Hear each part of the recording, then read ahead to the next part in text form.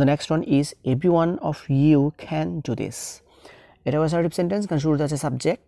তবে assertive sentence দুই প্রকার, অ্যাফার্মেটিভ আর নেগেটিভ। তার মধ্যে সেন্টেন্সটা হচ্ছে গিয়ে অ্যাফার্মেটিভ সেন্টেন্স। আর সেন্টেন্সটি অ্যাফার্মেটিভ হলে এটা কোশ্চেনটা হবে নেগেটিভ।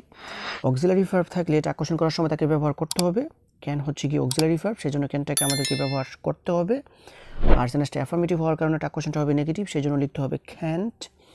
তারপর অ্যাসার্টিভ সেন্টেন্স এর সাবজেক্ট যদি অল অফ ইউ, তারপর some of you, most of you, majority of you, তারপর every one of you, none of you, neither of you ইত্যাদি হয়, তবে এটা কোশ্চেন করার সময় সাবজেক্ট হিসেবে ইউ বসে। So every one of you can do this, এটাকে এটা কোশ্চেন করলে হবে ক্যান্ট ইউ। তারপরে সেন্টেন্সটা হচ্ছে none of you read in this school. এটা অ্যাসার্টিভ সেন্টেন্স, কারণ শুরুতে আছে সাবজেক্ট। তার মধ্যে সেন্টেন্সটা হচ্ছে গিয়ে নেগেটিভ, কারণ হচ্ছে গিয়ে নান। আর সেন্টেন্সটি নেগেটিভ হলে এটা কোশ্চেনটা হবে গিয়ে অ্যাফার্মেটিভ। অক্সিলারি ভার্ব থাকলে এটা কোশ্চেন করার সময় তাকে ব্যবহার করতে হবে, তবে সেন্টেন্সটাতে কোনো অক্সিলারি ভার্ব নেই। আর অক্সিলারি ভার্ব না থাকলে টেন্স অনুসারে ডন্ট, ডাজেন্ট অর ডিডেন্ট থেকে কোনো কিছু বসাতে হবে। এখন ডন্ট, ডাজেন্ট অর ডিডেন্ট থেকে কোনো কিছু বসানোর আগে আমাদেরকে দেখতে হবে যে সেন্টেন্সটা কোন টেন্সে আছে। যদি সেন্টেন্সটা প্রেজেন্ট ইনডেফিনিট টেন্সে থাকে সেক্ষেত্রে আমরা ডন্ট অর ডাজেন্ট থেকে কোনো কিছু বসাবো। আর যদি পাস্ট ইনডেফিনিট টেন্সে থাকে সেক্ষেত্রে আমাদেরকে বসাতে হবে ডিডেন্ট। এখন এই সেন্টেন্সটা শুরুতে আছে সাবজেক্ট, তারপর হচ্ছে গিয়ে রিড ভার্বের প্রেজেন্ট ফর্ম, সেই জন্য সেন্টেন্সটা প্রেজেন্ট ইনডেফিনিট টেন্স। আর যেহেতু প্রেজেন্ট ইনডেফিনিট টেন্স সেই জন্য আমরা ডন্ট অর ডাজেন্ট থেকে কোনো কিছু বসাবো। এখন ভার্বটা যেহেতু প্লুরাল ভার্ব সেই জন্য আমাদেরকে বসাতে হবে ডন্ট।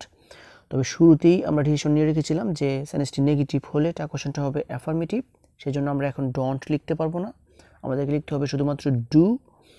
আর অ্যাসার্টিভ সেন্টেন্স এর সাবজেক্ট যদি অল অফ ইউ, তারপর সাম অফ ইউ, তারপর মোস্ট অফ ইউ, তারপর নান অফ ইউ ইত্যাদি হয়, তবে এটা কোশ্চেন করার সময় সাবজেক্ট হিসেবে ইউ বসে। So none of you read in this school, এটাকে এটা কোশ্চেন করলে হবে do you. The next one is none of you can speak well. এটা অ্যাসার্টিভ সেন্টেন্স, কারণ শুরুতে আছে সাবজেক্ট। তার মধ্যে এই সেন্টেন্সটা হচ্ছে গিয়ে নেগেটিভ, কারণ হচ্ছে গিয়ে নান। আর সেন্টেন্সটি নেগেটিভ হলে এটা কোশ্চেনটা হবে গিয়ে অ্যাফার্মেটিভ। অক্সিলারি ভার্ব থাকলে এটা কোশ্চেন করার সময় তাকে ব্যবহার করতে হবে। ক্যান হচ্ছে গিয়ে অক্সিলারি ভার্ব, সেজন্য ক্যানটাকে আমরা ব্যবহার করব। আর সেন্টেন্সটা নেগেটিভ হওয়ার কারণে ক্যানই থাকবে। আর অ্যাসার্টিভ সেন্টেন্স এর সাবজেক্ট যদি অল অফ ইউ, তারপর সাম অফ ইউ, তারপর মোস্ট অফ ইউ, তারপর নান অফ ইউ ইত্যাদি হয়, তবে এটা কোশ্চেন করার সময় সাবজেক্ট হিসেবে ইউ বসে। So none of you can speak well, এটাকে এটা কোশ্চেন করলে হবে ক্যান ইউ। তারপরে সেন্টেন্সটা হচ্ছে all of you were playing cricket. এটা অ্যাসার্টিভ সেন্টেন্স, কারণ শুরুতে আছে সাবজেক্ট। তার মধ্যে সেন্টেন্সটা হচ্ছে গিয়ে অ্যাফার্মেটিভ, আর সেই জন্য এটা কোশ্চেনটা হবে নেগেটিভ।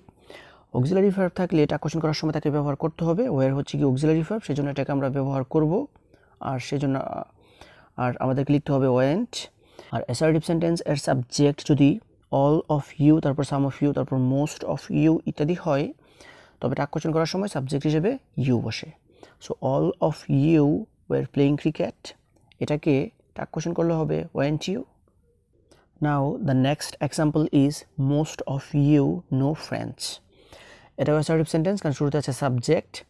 তার মধ্যে সেন্টেন্সটা হচ্ছে গিয়ে অ্যাফার্মেটিভ সেন্টেন্স, সেই জন্য টাক কোশ্চেনটা হবে নেগেটিভ। অক্সিলারি ভার্ব থাকলে এটা কোশ্চেন করার সময় তাকে ব্যবহার করতে হবে, তবে এই সেন্টেন্সটাতে কোনো অক্সিলারি ভার্ব নেই। আর অক্সিলারি ভার্ব না থাকলে টেন্স অনুসারে ডন্ট, ডাজেন্ট অর ডিডেন্ট থেকে কোনো কিছু বসাতে হবে।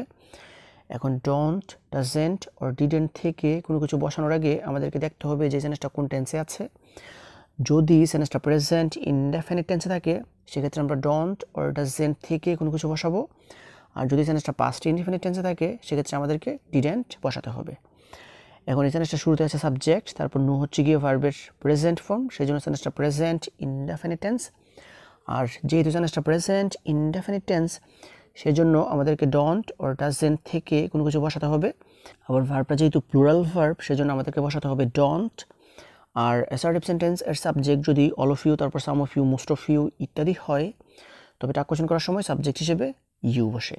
So most of you know friends, এটাকে টাক কোশ্চেন করলে হবে don't you. And the last one is none of you came here. এটাও অ্যাসার্টিভ সেন্টেন্স, কারণ শুরুতে আছে সাবজেক্ট। তার মধ্যে সেন্টেন্সটা হচ্ছে গিয়ে নেগেটিভ সেন্টেন্স, কারণ হচ্ছে গিয়ে নান। আর সেন্টেন্সটি নেগেটিভ হলে টাক কোশ্চেনটা হবে গিয়ে অ্যাফার্মেটিভ। অক্সিলারি ভার্ব থাকলে টাক কোশ্চেন করার সময় তাকে ব্যবহার করতে হবে। এই সেন্টেন্সটাতে কোনো অক্সিলারি ভার্ব নেই। আর অক্সিলারি ভার্ব না থাকলে টেন্স অনুসারে ডন্ট, ডাজেন্ট অর ডিডেন্ট থেকে কোনো কিছু বসাতে হবে। এখন সাবজেক্টের উপরে ভার্বের পাস্ট ফর্ম থাকার কারণে সেন্টেন্সটা পাস্ট ইনডেফিনিট টেন্স, সেজন্য আমাদেরকে বসাতে হবে ডিডেন্ট। তবে সেন্টেন্সটা নেগেটিভ হওয়ার কারণে আমাদেরকে লিখতে হবে শুধুমাত্র ডিড। আর অ্যাসার্টিভ সেন্টেন্স এর সাবজেক্ট যদি অল অফ ইউ, তারপর সাম অফ ইউ, তারপর মোস্ট অফ ইউ, তারপর নান অফ ইউ ইত্যাদি হয়, তবে এটা কোশ্চেন করার সময় সাবজেক্ট হিসেবে ইউ বসে। So none of you came here, এটা কোশ্চেন করলে হবে ডিড ইউ